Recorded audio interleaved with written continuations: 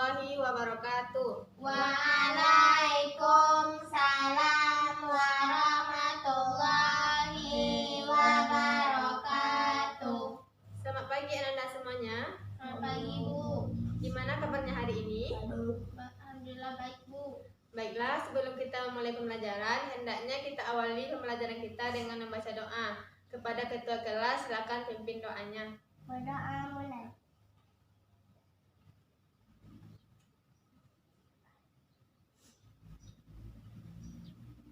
Selesai. Selanjutnya, jika ada sampah di sekitar Ananda, tolong diambil ya, dan tolong dirapikan tempat duduknya. Sebelumnya, Ibu akan mengambil absen terlebih dahulu. Siapa yang tidak hadir hari ini? Bismillah, Bu. Selanjutnya, siapa yang masih ingat materi kita minggu kemarin? Saya, Bu. Apa itu Ananda? Tentang tahun dalam Islam gak ada yang lupa, Bu. Ya. Dan sekarang kita masuk kepada materi yang baru, yaitu tentang penyelenggaraan jenazah, yaitu memandikan dan mengkafani jenazah. Sebelumnya Ibu akan menyebutkan terlebih dahulu tujuan pembelajaran kita pada hari ini. Yang pertama, peserta didik mampu menyebutkan hukum dari penyelenggaraan jenazah dan syarat-syarat orang yang akan dimandikan dan syarat-syarat jenazah yang akan dimandikan. Yang kedua, peserta didik mampu mempraktekkan tata cara memandikan dan mengkafani jenazah. Baiklah, kita masuk kepada materi kita pada hari ini. Ada beberapa hal yang harus kita perhatikan atau tanggung jawab kita terhadap orang yang sakaratul maut. Yang pertama adalah hendaknya kita mentalkinkan orang yang sakaratul maut. Talkin di sini maksudnya adalah mengingatkan atau membisikkan ke telinga orang yang sakaratul maut kalimat la ilaha illallah. Dalam membisikkan kalimat tersebut, kita harus membisikkannya dengan suara yang lemah lembut. Karena jika kita menyebutkannya dengan suara yang keras, maka akan mengganggu konsentrasi dari orang yang sakaratul maut tersebut. Maksimal kita mentalkinkan jenazah tersebut sebanyak 3 kali. Dan setelah orang tersebut meninggal, hal yang harus kita lakukan selanjutnya adalah memejamkan mata orang yang meninggal tersebut dengan membaca doa Bismillahi wa ala millati Rasulillahi sallallahu alaihi wasallam. Dan yang ketiga adalah melipat tangan mayat dan juga mengikat dagu mayat dengan menggunakan kain. Selanjutnya kita akan membahas tentang jenazah yang wajib kita selenggarakan. Yang pertama adalah orang muslim dan muslimah. Jadi orang muslim dan muslimah tersebut wajib kita selenggarakan jenazahnya. Yang kedua, jenazah itu bukan orang yang mati syahid. Mati syahid di sini maksudnya adalah orang yang berjihad atau berperang dalam membela agama Allah, lalu ia meninggal, maka kita tidak harus menyelenggarakan jenazahnya karena ia mati syahid. Yang ketiga, ada tubuh jenazah walaupun hanya sebagian. Misalkan seseorang yang kecelakaan, maka anggota tubuhnya hilang sebagian, maka kita tetap menyelenggarakan jenazahnya karena walaupun tubuhnya tinggal sebagian, maka kita harus memandikan jenazah tersebut. Lalu kita masuk kepada tata cara memandikan jenazah. Adapun alat-alat yang digunakan untuk memandikan jenazah, yang pertama adalah gayung, yang kedua air mutlak atau air yang suci lagi mensucikan, yang ketiga sabun, yang keempat kapas, dan yang kelima kain basahan yang 9. Adapun tata cara untuk memandikan jenazah, yang pertama mayat didudukkan lalu menaikkan perutnya secara perlahan untuk membersihkan kotoran yang ada dalam tubuhnya dan mengistinjakannya dengan membaca doa Nawaitul istinja'i min hadhil maitati lillahi ta'ala, yang artinya sengaja aku mensucikan atau mengistinjakan mayat ini fardu karena Allah lillahi ta'ala. Yang kedua, kita membersihkan kubul dan dubulnya, lalu membersihkan segala lubang yang ada pada tubuh mayat, yaitu 2 bola matanya, telinganya, hidungnya, dan juga mulutnya, dengan menggosok giginya dengan menggunakan kain yang digumpalkan ke tangan kita dan dikumur-kumurkan. Lalu Setelah mayat tersebut kita bersihkan, maka kita siram dengan menggunakan air sampai bersih. Kemudian mayat dibersihkan dengan air yang suci lagi mensucikan. Dan mayat dimandikan dengan mandi 9. Dengan yang pertama dengan memiringkan badan mayat ke kiri untuk membersihkan anggota tubuhnya yang bagian kanan dengan membaca doa Ghufronaka ya Allah Rabbana wa ilaikal masir dengan menyiramnya sebanyak 3 kali. Yang kedua, mayat dimiringkan ke kanan untuk membersihkan anggota tubuhnya yang sebelah kiri dengan membaca doa Ghufronaka ya Rahman Rabbana wa ilaikal masir. Kemudian mayat ditelentangkan kembali dan membaca doa Ghufronaka ya Rahman Ghufronaka ya Allah ya Rahman Rabbana wa ilaikal masir, dan ditutup dengan doa penutup yaitu La ilaha illallah wahdahu la syarikalah lahul mulku wa lahul hamdu yuhyi wa yumitu wa huwa ala kulli syai'in qadir. Setelah mayat dimandikan, maka hal selanjutnya yang harus kita lakukan adalah mewudukkan jenazah seperti mewudukkan orang yang masih hidup dengan membaca niat nawaitul wudu'a li hadzihil maitati lillahi ta'ala, yang artinya sengaja aku mewudukkan mayat ini fardu karena Allah lillahi ta'ala.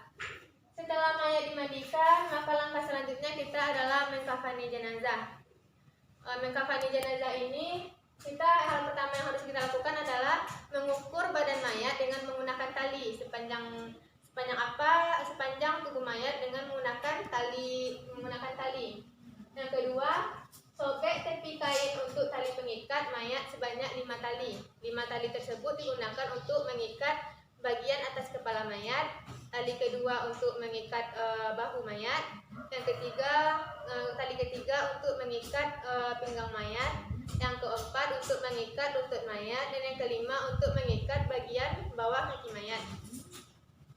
Lalu setelah kita menggunting atau merobek kain kafan, maka kita harus meletakkan kain kafan yang paling lebar di bagian bawah, yang kedua bagian menengah di atasnya, lalu baju untuk mayat, yang ketiga kain sarung mayat, dan juga jilbab untuk mayat. Dan doa untuk melipat kain kafan mayat sebelum mayat dimandikan adalah Allahumma ja'al libasaha libasal jannah kafanaha kafana ahlil jannah. Selanjutnya kita akan mempraktekkan tata cara memandikan jenazah. Sebelum kita mempraktekkan memandikan dan mengkafani jenazah, dari penjelasan ibu tadi, apakah Ananda ada yang ingin bertanya? Bu, Apa itu Ananda? berapa jumlah kain kafan untuk laki-laki dan perempuan, Bu? Ya, jumlah kain kafan untuk laki-laki adalah sebanyak 3 helai, sedangkan kain kafan untuk mayat perempuan adalah sebanyak 5 helai. Selanjutnya kita akan mempraktekkan tata cara memandikan dan mengkafani jenazah. Kita akan mempraktekkan tata cara memandikan jenazah. Pertama-tama kita mengganti pakaian jenazah dengan kain basahan. Setelah itu kita dudukkan mayat sedikit dan condong ke belakang dan kita tumpu dengan telapak tangan kita. Lalu perut mayat ditekan-tekan secara perlahan untuk membersihkan segala kotoran yang ada. Kecuali wanita hamil, maka tidak perlu ditekan-tekan perutnya untuk mengeluarkan segala kotorannya. Lalu kita bersihkan kubul dan dubulnya dengan menggunakan kain yang 9.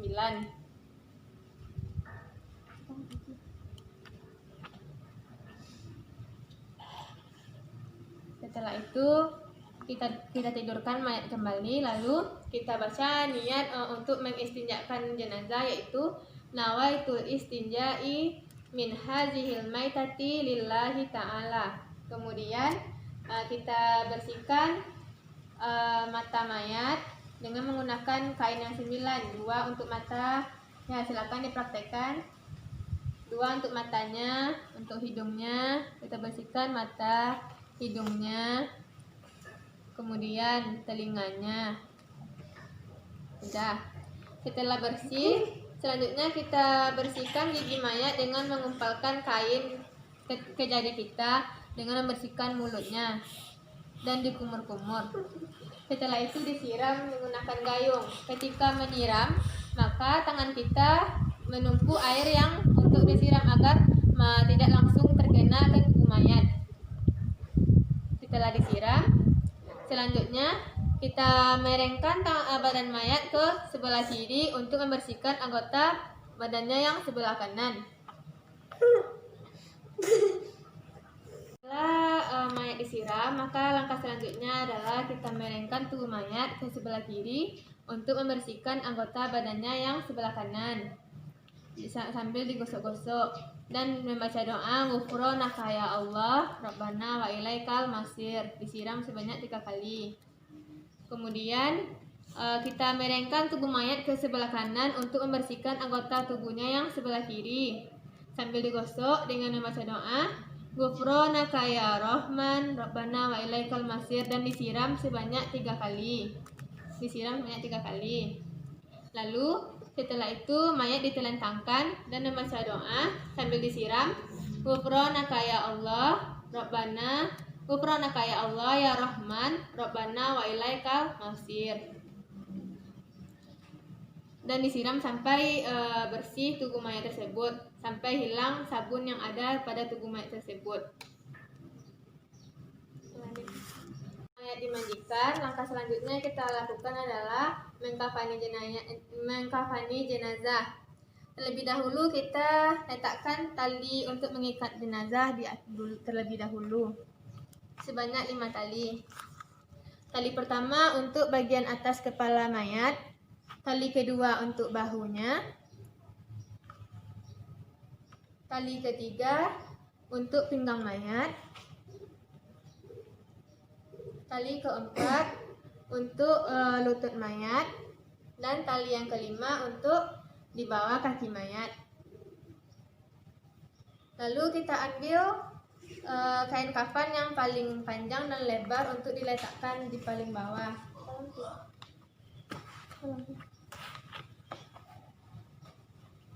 Setelah itu kita letakkan kain yang menengah di bagian atasnya. Yang ketiga kita letakkan jilbab mayat.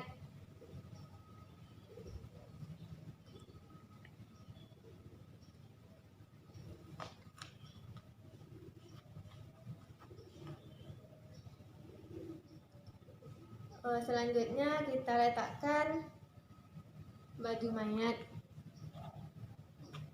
Dan yang terakhir kita letakkan sarung untuk mayat.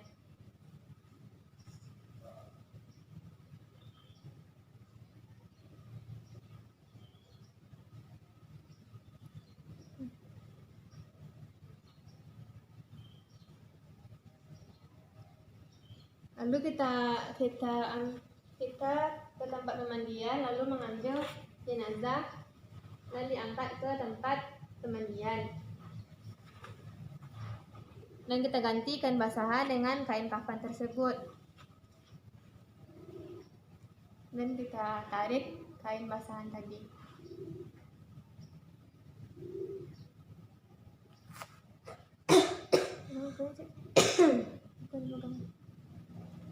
Lalu kita pasangkan jilbab mayat.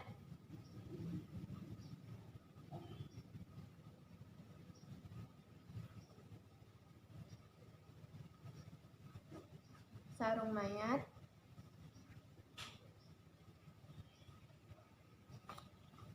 Kain yang nomor 2 tadi ditutupkan ke tubuh mayat. Dan yang ketiga kita lakukan secara bersama-sama.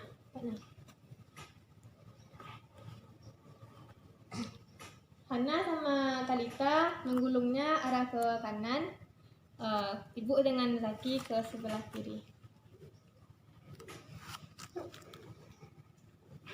Lalu diikat bagian atas kepala mayat dengan ikatan buhul.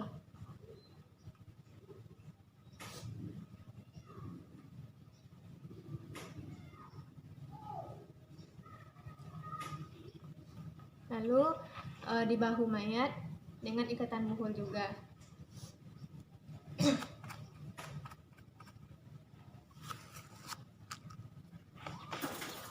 ikatan ketiga untuk pinggang mayat.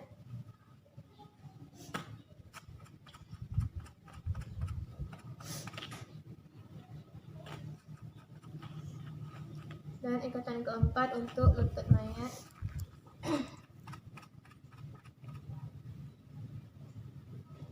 Dan ikatan kelima untuk mengikat bagian bawah kaki mayat.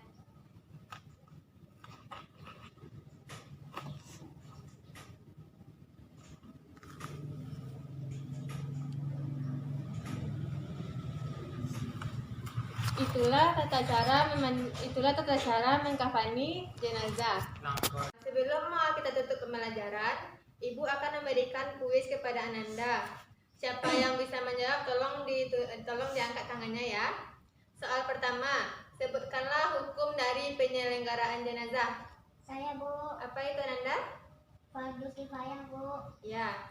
Dan soal selanjutnya, berapakah jumlah kain kafan untuk jenazah laki-laki? Saya, Bu. Berapa? 3 helai, Bu. Ya, betul sekali. Baiklah, sebelum Ibu tutup pembelajaran, Ibu akan memberikan tugas kepada Ananda, yaitu buatlah soal yang ada dalam buku paket tentang penyelenggaraan jenazah dan dikumpulkan minggu besok ya. Dan Ibu tutup pembelajaran kita pada hari ini dengan mengucapkan Alhamdulillahirabbil alamin.